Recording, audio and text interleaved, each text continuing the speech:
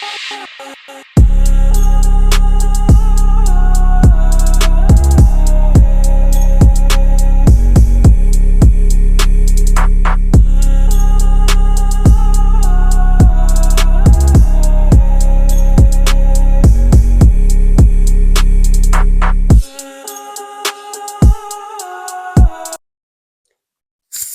yo, hey, welcome back to Next Level Transformation Talk. I am Tiffany, your host, the realest with the most, the realest on the planet, realest you ever see, hear, and know. I'm that girl. I think y'all, if you see my face for the first time, welcome. We dive into inner transformation where you become clarity, but then you find the courage and the comfort to integrate the change. But you can't change without understanding and clarity. Understand you can't change without clarity. So this is what this particular channel is about. We bring the clarity, bring the truth, remain in the present so we can rise in alignment, y'all. Thank y'all for tuning in, gang. I appreciate y'all. Listen, I want to talk real quick. Recognizing self-deception. This is something that it's not talked about enough. It's something that's not discussed. It's something that's not even addressed. And a lot of us experience self-deception without even knowing it. A lot of us may experience different parts of self-deception, and I kind of want to dive into a little bit. I took some notes so I can stay on track because y'all know I can talk. Okay, y'all know I can go. One of the key factors recognizing self-deception is emotional avoidance. Baby, we have been there, done that, wrote a t-shirt. I don't care who you are or where you live. Where is that?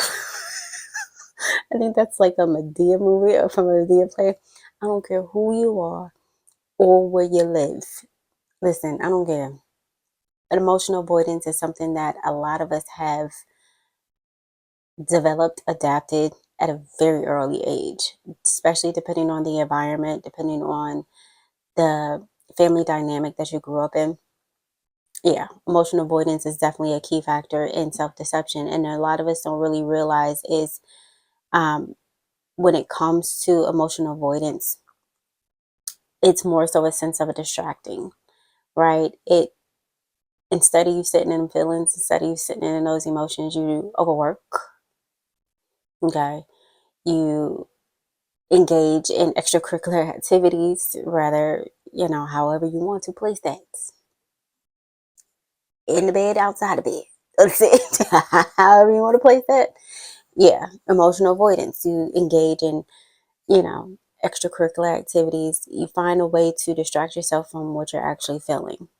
And a lot of us, the reason why we adapt emotional avoidance, because one, it's very painful to sit in a lot of these unhealed wounds. So we don't really want to address the emotion that comes from these unhealed wounds. And so a lot of us, yeah, one of the things I did, my coping mechanism back in the day was working. I was a workaholic. I used to work all the time. Even going from medical field, nursing into entrepreneurship, I still transferred that coping mechanism when I started entrepreneurship in 2023. So I definitely understand how long it does take to break a cycle, to break a pattern, to break an unhealthy habit. But first, you have to recognize that's what it is. If you're constantly avoiding situations, avoiding emotions, and this is the thing, emotional avoidance comes from you avoiding a situation, an environment, or people. Okay. So if you find yourself when you go to different places, you're surrounding yourself with different people, and you find yourself trying to distract yourself from engagement, whatever that place is, or whoever those people are, you find yourself trying to distract yourself from engaging, then you're avoiding an emotion that resonates with those people, or resonate with that place, or resonate with that thing. Okay? That's just clear cut. There is usually something we don't want to face. I feel like that's kind of self-explanatory, but a lot of people may need a little bit more explaining with that. Truth be told, okay?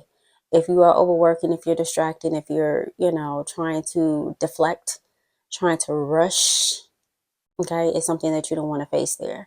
And this is what a lot of people struggle with. And this is why a lot of people are not really aligning or connecting with Next Level Wellness Club, because you have to lead with truth. You got to face the truth. Truth of the matter is, this is what it is. And it's not just saying that, but it's actually facing that, right? You got to deal with the emotion that comes up, whatever is transpiring, whatever's going on in the present moment. You got to sit with that. Wanted to practice pausing with discomfort, right? Just sit and take a moment. Whatever emotion you're feeling at that time, whatever you are feeling, whatever you're thinking, take a pause. Don't rush past it. Don't try to avoid. Don't try to speed past. Don't try to do all that. Just sit for a second. Process what's going on, right? You don't have to rush and make a decision. You don't have to rush to answer. You don't have to rush to address. Sit, take a pause for a second and ask yourself, what am I avoiding, feeling, or admitting right now? Baby, I know a few people who need to be asking themselves this question. What am I avoiding? Or what am I afraid to admit right now? Okay. Another key factor in recognizing self-deception is justifying misalignment. Baby, listen, I told my daughter this the other day. There's a difference between an excuse and a reason. There's a difference. Okay. If you want to justify through excuses, then you are clearly trying to make a justification for misalignment of the reason why. And the thing with self-deception often sounds like an excuses that protect familiarity. And this is the key thing. This is what so many people will say. It is what it is. It's just how it is. Okay? That's an excuse because we all have the choice to change. All is in our powers and our free will to make a different choice. So it doesn't have to be, it is what it is. It doesn't have to be, this is just how it is. It doesn't have to be that, right? That's who you're justifying the misalignment. You don't want to admit to the fact that something is off, something ain't right within oneself, mind, body, or spirit. You don't want to admit that. And so you want to say it's just what it is right now because, again, this connects to factor number one, emotional avoidance. Right, you see the alignment right there. So if one is off, what do you think two gonna be? Two ain't gonna be on this on the straight track. It's gonna be off as well, misalignment. So a major practice that I do tell people in the part of the membership when I do coach, notice the repetitive stories. Like, let's be honest. I feel like we're a broken record right now. You're saying this repeatedly. You're doing this quite often. You're having the same narrative. Pay attention to and gently ask yourself. And this is the thing about integrating change, right? Once you're aware, and this, I told my daughter this, once you know, you can do better. You can't sit there and if you don't know, then I can't fault you for what you're doing because you didn't know. But once you know, is no longer justified because you know. So once you have the clarity, then you have the ability to integrate the change. And you need to ask yourself, does this align with my values? Or is it protecting my comfort? A lot of you guys are still want to protect your comfort because, again, getting out of your comfort zone is not the easiest thing. But if you're wondering why you are stuck, if you're wondering why you are stagnant, if you're wondering why you're receiving a lot of the karma, if you want to use that terminology, a lot of times it's not what you did to other people, but it's also a reflection of the self-deception that you have been living in practically your whole entire life. Okay. Third key. Excuse me. Third key, let's talk about ignoring inner signals. Listen, this was a hard lesson for me because I ignored my intuition for a very long time because it was something that, just truthfully speaking, I didn't want to accept my spiritual gifts for a very long time. I didn't want to hold that much weight, right? A lot of people love to really brag and really boast and really talk about it. It's a lot of weight when you have spiritual gifts. And so I ignored my inner signals a lot. I ignored Holy Spirit a lot. Okay. That's how I knew I was deceiving myself because even though it was something that I was running from, I was still crowned with these abilities. And I was just deceiving myself, right?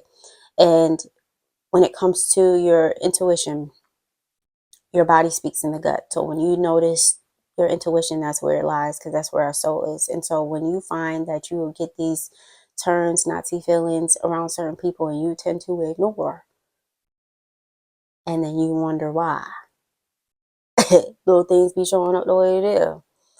That's Holy Spirit trying to tell you need to stay away from these folks. That's Holy Spirit trying to tell you need to get away from this place. I'm trying to elevate you, but you still going back to that same type of toxic dysfunction. Pick a side. Okay. That is definitely a form of self-deception. We talk about this in Next Level Wellness Club, is where you have to listen to your spirit. You have to listen. You have to align yourself. Your body will speak before your heart and your mind does. Okay. Your heart and your mind takes time to debate, go back and forth. Like it's a debate team. Your head and your heart is on a debate team. They're on opposing sides, but your gut is neutral. Your gut will speak before anything else. And so it will let you know burnout, resentment, restlessness, all of that is clues. All of that is inner signals. And if you choose to ignore that, you're only deceiving yourself. You're not helping anybody else. You're not even helping yourself. You think like, okay, let me tell you something. Entrepreneurship, I see it a lot. It's go time, grow time. I gotta get to bag, blah, blah, blah, do all this extraness on go, right? But understand you're deceiving yourself, as if you don't listen to your inner spirit and understand. We attract more than we should be chasing. And a lot of us is doing the opposite because we're not listening to our inner signals. We think and I was there. Baby, I'm a true bona fide hustler. Okay. I was always chasing a bag my entire, since I was 15. That's just what I did, until I really started to stop deceiving myself. And I really started to listen to my inner signals, and I really started to embody who I was created to be. And I started to be in position myself to attract, where I ain't got to work too hard. And it makes people mad. Okay. A lot of people are real salty at my game because I ain't got to work too hard to get what I want. And they a little salty about it. But again, I was created for a soft life. And when you stop deceiving yourself, you sit in that, right? But self-deception puts you in a space where your mind is telling you got to go hard, hustle, blah, blah, blah. You know. So let's talk about some practices. Track patterns instead of moments. This is where journaling comes into place. And a lot of people fail to listen. Let me tell you something. This is why I created Unlock Your Truth Journal and Essential Element Shop at Next Level Wellness Club, simply because journaling is a key factor to change. That is your key tool, right? Because now we're all in this space, we're all in this energy. I don't care who you are, but we're all in this space where now we don't trust people no more, right? We don't want to talk to nobody. We don't want to dialogue and get close to anybody, to be vulnerable, to be open, to be honest, to be transparent. So journaling provides you that space. And that is one of the key tools that you are needing to integrate change. You have to write everything out. When you keep everything bottled in, it creates conflict internally. When you are in a position to journal and just really see it written out loud, to see how you move and see how you think and see how you actually maneuver in this thing called life, it provides you some clarity, and it allows you a possibility and the opportunity to do different. You see what it looks like on paper, it looks crazy. You really be like, this how I'm living? Right. That self-deception started really looking a little chaotic now. It don't feel normal no more. It don't feel comfortable. Understand? And so you start making different choices once you see it for what it truly is, and not what you're trying to maneuver and finesse it to be. That is the thing about self-deception. The lies can look so pretty until you staring it in your face and you be like, this is crazy. This is some foolishness. Granted, I know a lot of people who still live in Delulu land and they okay with it. This message ain't for them. But if you are wanting different, if you are wanting to do things different, if you are wanting to stop lying to yourself, if you wanting to lead with truth, then this message is for you.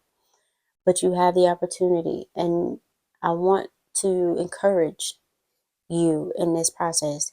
Continue to show up. Continue to be your best version, however that may look, because you're putting forth the effort. As long as you're leading with truth, nobody can fault you at where you at in life or how far you came. Nah. Lead with truth and everything will work out according to divine timing. But if you are so focused on trying to look a certain way and not keeping a buck with yourself, okay, you gotta keep just you can't wonder why you at where you at. I'm just saying, just keep it up. If you are not leading with truth, right, then you can't question on why you stuck. Message. I love y'all. I appreciate y'all. As always, be a blessing, y'all, unto others, but know that you're blessed too.